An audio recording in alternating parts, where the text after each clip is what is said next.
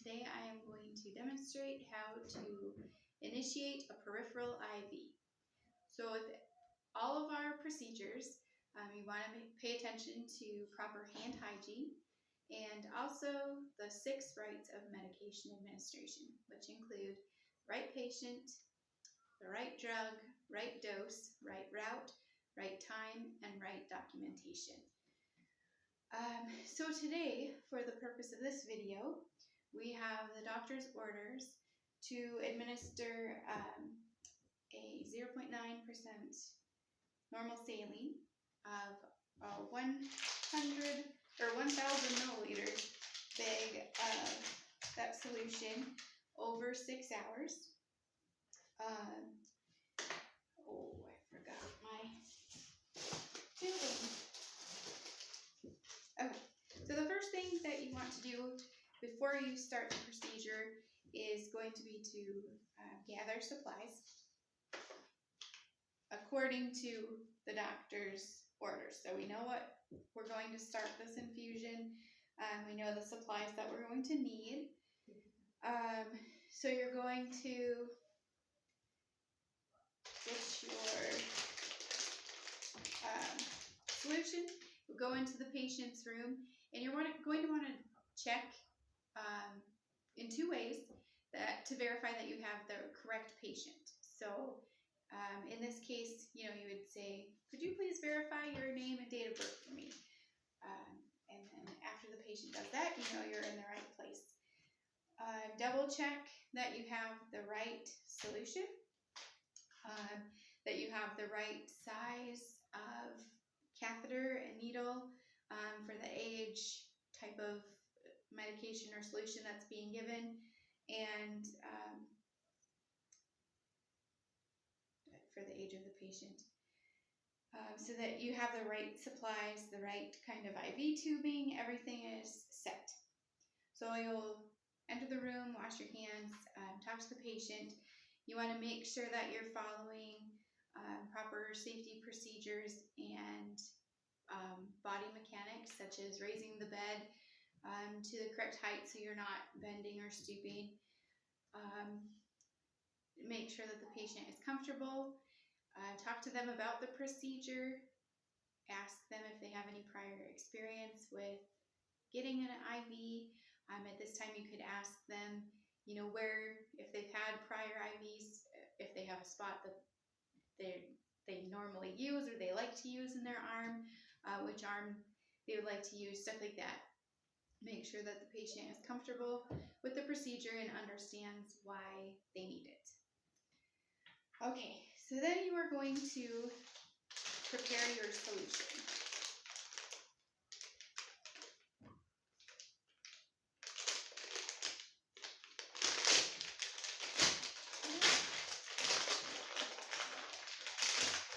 You'll want to check your bag of solution, make sure that it's not expired, that there are no particulates, that it's all intact and safe, so it looks good. This one expires February of 22, so that looks good. You want to then label the bag with the patient's name and the date,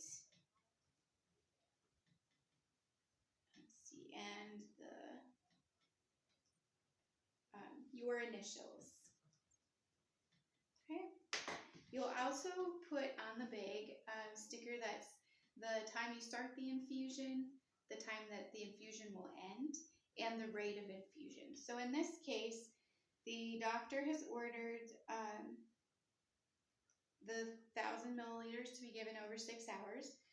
Our tubing then has a drop factor of 10 drops a milliliter. So we'll do the math, and that comes out to 167 milliliters an hour, giving us a drops per minute of 28 drops per minute. So we know exactly how to formulate that when we get to that step. So we have our solution ready to go. Now we're going to prime the tubing.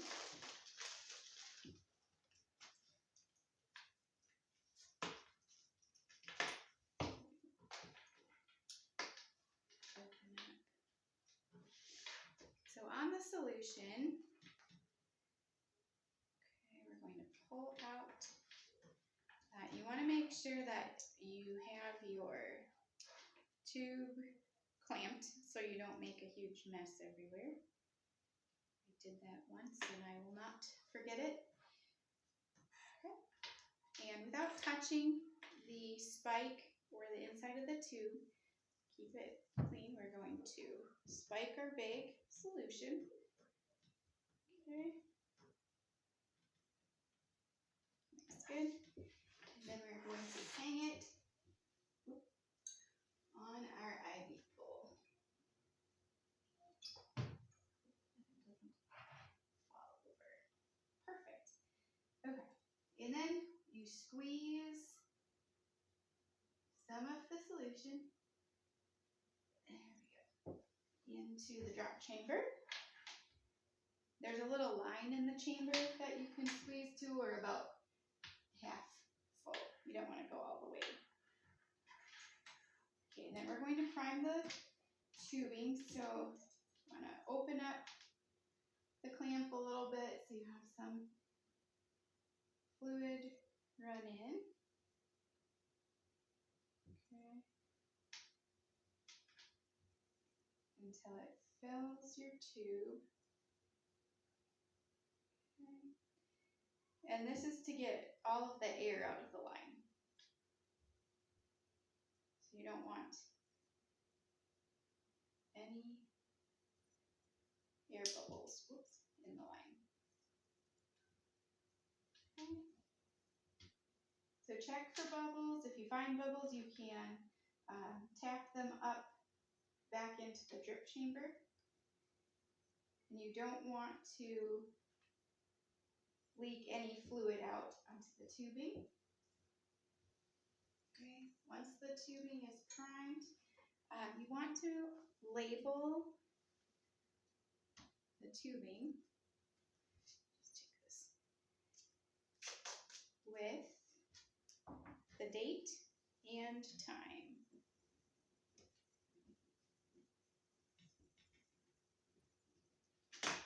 Okay, and you are going to just stick that on the tube.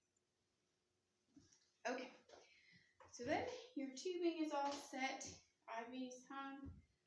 It is time to insert the IV. So you want to take a linen saver pad and put it under the patient's arm. Okay, we're going to do a procedure, and that just keeps everything clean. And you want to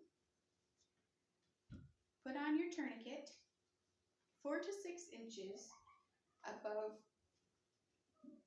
the site of insertion. Okay. And then after you put on your tourniquet, you want to check for a radial pulse.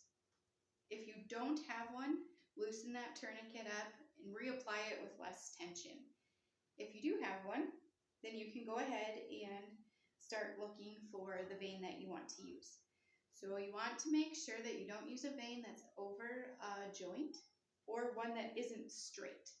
So you want it nice and straight and not over a joint. So I think I found the one here that I want to use. Then you loosen or remove your tourniquet. Okay, so I'm going to open up my supplies here. I have my IV catheter ready to go. I have saline lock open and ready to go. The saline lock, and then a saline flush solution ready to go. I have my alcohol pad and my dressing. I think I'm going to open this up before just so everything is ready to go. Okay, and again, talk to the patient, put them at ease about what you're going to do.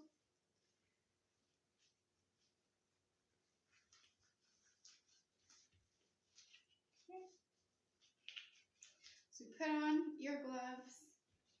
You have clean hands. Go ahead and apply that tourniquet. Okay. Perfect. Have a pulse, so that's good. And wait for that vein to pump up. Now, if you're having trouble finding the vein, you can ask the patient to squeeze their hands, or you could apply some heat to the area to help pump up the veins. Okay, so you apply your alcohol and wait for it to dry. Okay. Take the lid off the IV catheter. So what you're going to do then, when you go to insert the IV, is you take your non-dominant hand, stabilize the vein you're going to use. With the bevel side up, you're going to go in at about a 30-degree angle right over the vein. Once you get in there, you'll have some flashback of blood. You'll lower the angle of the catheter to parallel with the skin. Get in there, stabilizing with the non-dominant hand. Pull out the needle, and immediately you want to attach your saline lock, okay, so you don't have any leakage there. And we'll put on our saline flush and slowly administer the 5 milliliters of saline. And that's just going to make sure that you have your IV in the correct place. It's not leaking or swelling. There's no pain when you flush. After that, you are going to take a piece of tape and secure with a half hitch the catheter hub to the patient's skin. Okay, you can put gauze pad under there to pad the hub and then hold it in place with that half hitch of tape. Then you take your clear SureSight bandage and over the top of the catheter, away from the hub, you're going to apply that clear bandage. Really pinch it in there good. Make sure it's going to stay. And you will label the date, the time, your initials, and the gauge of IV that you started, all on the patient there. Okay? And we're going to get our line.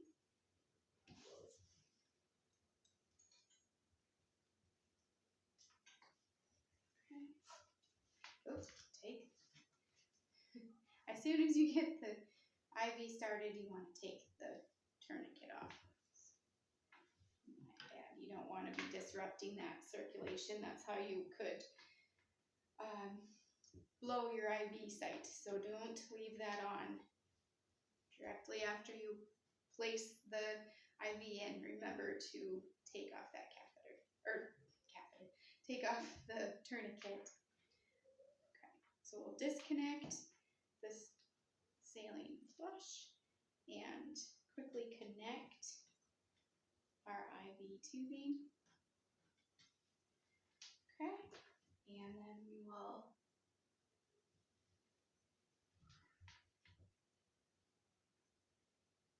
take some tape here, and we're going to secure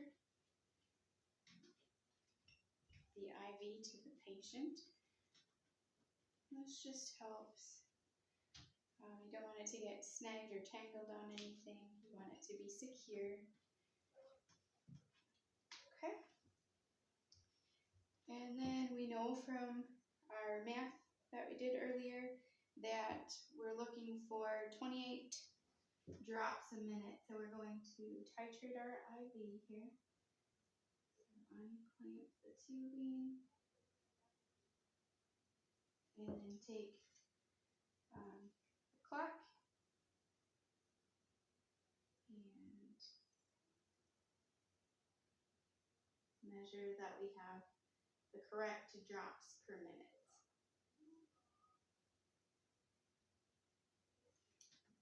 So in this case, it's 28 drops a minute, so we know that that would be 7 drops in 15 seconds. So that's how I measured it. And that looks good. Okay. So after you have gotten this all set up, you're going to return your patient to a position of comfort, lower the bed, make sure they have the call light, make sure that they are comfortable, and you've answered any questions they may have. You are going to want to teach them a little bit about their infusion set and just some ways to monitor it themselves and also take care of it and make sure it doesn't get, messed with or pulled out or anything. You will want to be monitoring this, of course. So you'll be looking for any sort of swelling, heat, redness, extravasation of the site. So you'll want to check back frequently to make sure that things are going smoothly. And